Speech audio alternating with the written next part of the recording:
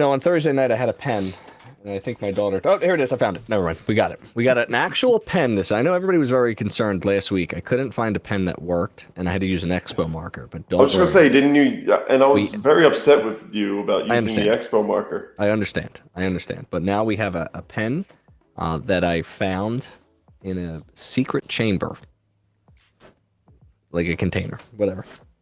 Okay, top 3 moments for me. Here we go. Number 1, well, not in any particular order, but the word number 1 is Shakespeare. Floaty. I'm writing these down as I go. And it's not a word, but it's a phrase. Old ways. Okay. Dames, what words do you have to share with us for your top 3 moments? So top 3, uprise, monologue, tragic. Feels good. Mikey? I have 2 words because I feel like 2 of my top 3 are kind of combined into one. Mm-hmm. So I'm going to have lessons and backstage pass. I love how mysterious these are. I've been really enjoying these top 3 segments because I've been trying to figure out where the words are coming from. So that's good stuff. Okay. Dame, welcome back. We're going to start with you. You get to pick your word and lead us off.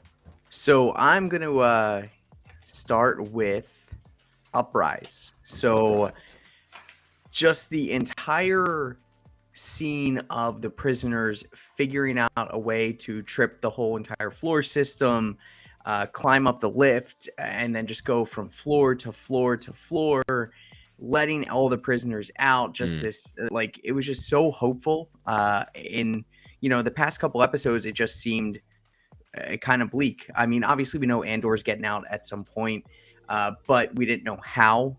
We thought maybe someone might just, run interference and do something. But the fact that he got Kino and everyone else behind him, and just the way that they did it was just awesome. It was so cool to watch. And like I said in my notes, we had all these great set pieces with Andor, and now we're just in a bright white prison. And to me, it's been the best episodes of the series so far. You know what? Your uprising is great. I actually wrote down some notices about the uprising that I would like to bring up now to make all the connections. Well, first, so on this third watch, I totally noticed, in thinking of what you said about tripping the system and them all working together, when the water is coming out in droves and they spark the floor, and they go to spark the floor. Yeah, it absolutely trips the electricity. I am very certain that several prisoners died of electrocution by being on the water. Yeah. Yes. Immediately I wrote that down. No doubt about it. Electrocution, and it's like, the first time I watched it, I didn't really process it because you got a lot going on. But like this time, I was like, oh man, those guys didn't stand. Get on the tables, and those guys didn't stand a chance. The second part of the uprising, I really enjoyed when Andor makes his little kick move. The music intensifies into his theme as he takes out that guard with the gun, and it's really, really awesome. Listen back to it if you have a chance. It's really good. And then three more things.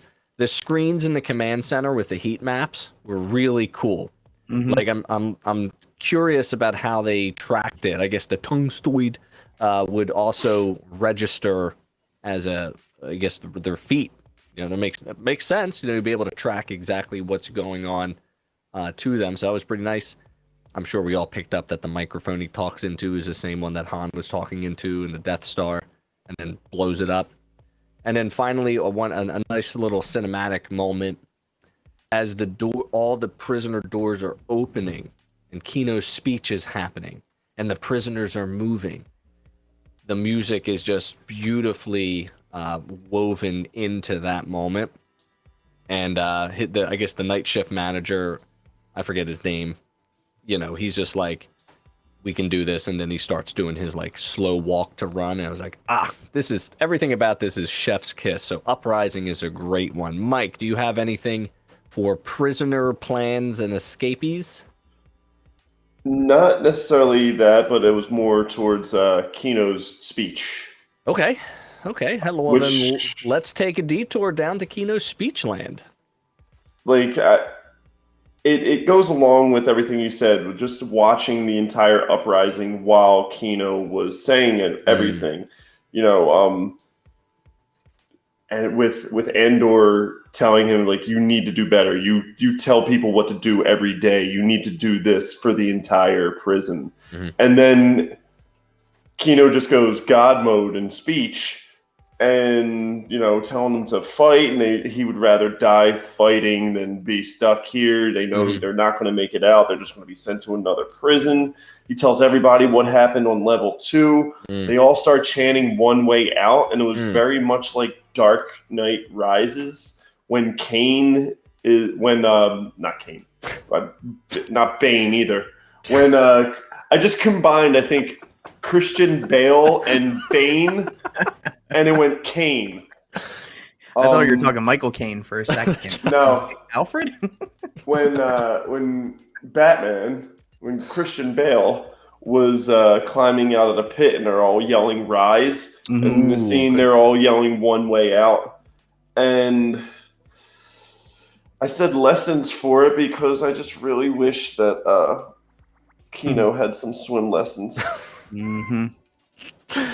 But one other like random thing that I noticed that I like, Star Wars is learning from their mistakes of continuation, especially when something is wet and continuing the scene. I am pretty sure Andor's hair and like part of his garb was wet throughout the entire escape scene. Well, that's good.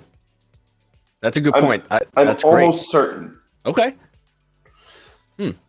I love that. His speech, like, I would follow him into fire. Absolutely. Circus. And in fact, what was even sweeter while watching the captions of it all, it puts into quotes the exact line that Andor says to him at the beginning, which is what you paraphrased. The line reads, "I'd rather die trying to take them down than die giving them what they want." They obviously, what did they say? Whatever they're making, they clearly need, right? Yeah. So let's not do that. And then they don't have enough guards, and they know it. And that's when the whole doors are starting to open, and everybody's. And then if you look at the heat map behind, all the dots are moving toward the center. And you got to catch that like little detail there. It's a beautiful, beautiful. Shout out to the Podfather in the chat. Thanks for being here, Ro. We just shouted out sort of stuff. So it's good things there. So, all right. So, Damien, anything else for Uprising or Kino's speech? So, two-parter for one of my words for monologue. Do you want me to just go into it, or should I wait? Yeah, absolutely. So monologue, obviously, I mean, just his monologue was so good. Very like motivational, very it's different from anything we've had in Star Wars. Like sometimes we have like, oh, we need hope and this, that, and the other, but it was just like so well done. And then it kind of like also with monologue, like Luthen and his entire monologue, his entire speech he had to as an informant later on in the episode was just crazy. So that was what I had with monologue, and then I'll just go into tragic since we already talked about lessons. So yeah. Oh my gosh, Kino, like that was just like, so he saw the prison when he was being flown in. He knew that it's surrounded by water. Like he knows he can't swim, but he still, instead of serving out his days and hoping to get out of there, which he finds out not going to really be a reality, he just decides to go along with the plan, motivate the troops, get everybody out there, sacrifice himself for the greater good of many. And it was just man, like what a great character. And I don't think we ever need to see him again. I mean, I would like to see what happened to him. They could always bring him back, but just that whole ending, like I can't swim, was just like gut wrenching after they went through all of that, serving those sentences, everything else, and just such a good character, but tragic. And Yeah. Cass didn't even get to say goodbye to him. He was pushed out. Yeah, he got Which- barreled off the side of the prison with everybody else. Nitpicky, if you get pushed out of a fall that high, you are not landing properly in the water. Yeah. You are dying. Judges from the swim instructor, check it. Absolutely. Yeah, I don't Count need it. the judge. Screw those judges. I don't need to go to them. I'm the judge. Yes, absolutely. I'm gonna comment on a few things. A lot of things are intertwined. One, Floaty goes to Kino's lack of swim lessons and the tragedy of that, and exactly what you were going to say, Dame, about working so hard to get to the end goal, but he already knew that it wasn't going to happen.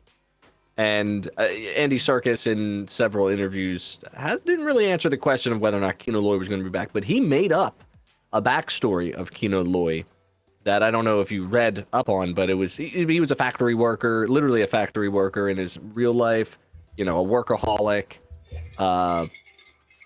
Something happened where he led an uprising against, I guess, a union or whatever, gets incarcerated. Then this happens, he ends up here, he just falls into the rut of being the factory worker lead, then uprising again. So it's sort of a nice turn of events for his story. I hope it's not over. I hope we do get to see him again. I don't know how they would do it, in what capacity. Snoke. I was going to say that, you son of a... Well, Snow couldn't swim either. It was just in a tank, so multiple tanks. Exactly.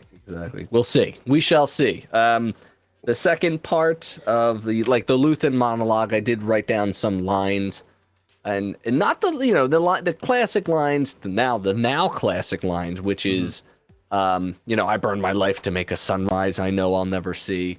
But one of my favorite lines is, "It's 50 men. You're worth more than that."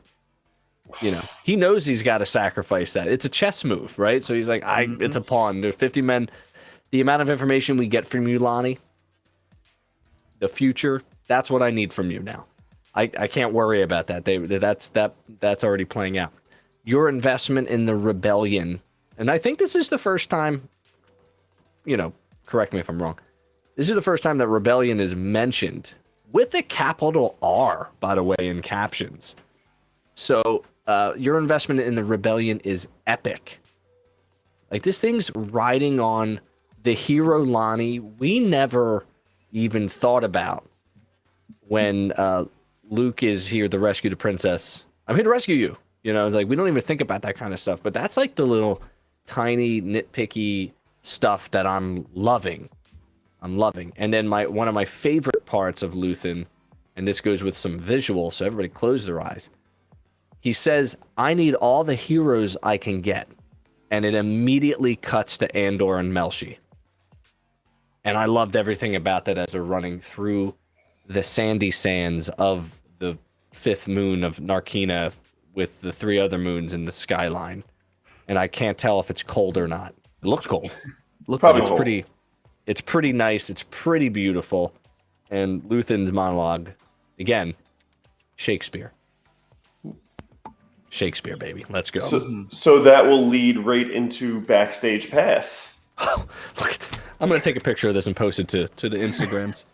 So That's for ridiculous. me, Backstage Pass, this episode really gave a clear view to all the terrible shit that everybody that was in the rebellion had to do. Yes.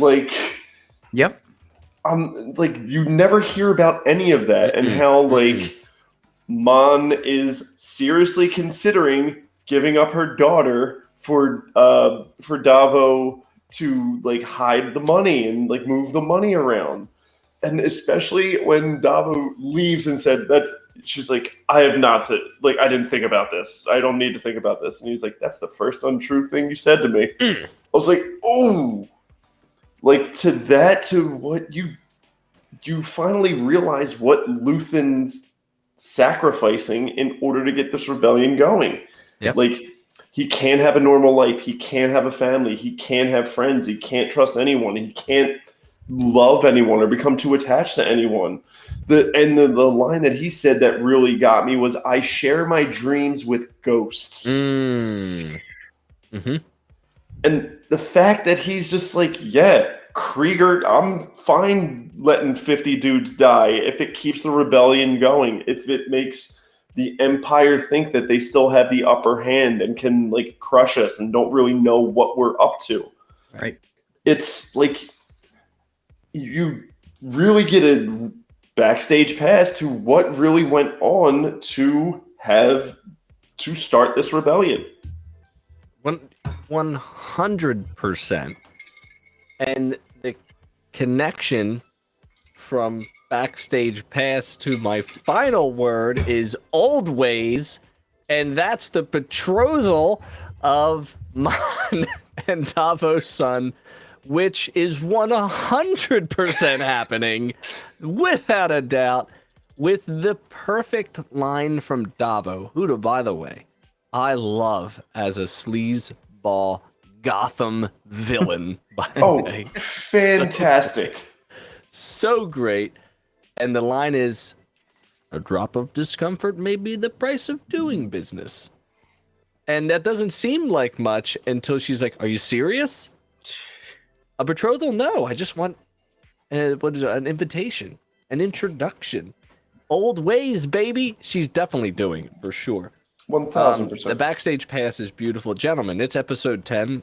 We just did a finale's size connection with all of our words, and we did it. We did it. Scarif, you're being gross in the chat, and we appreciate that.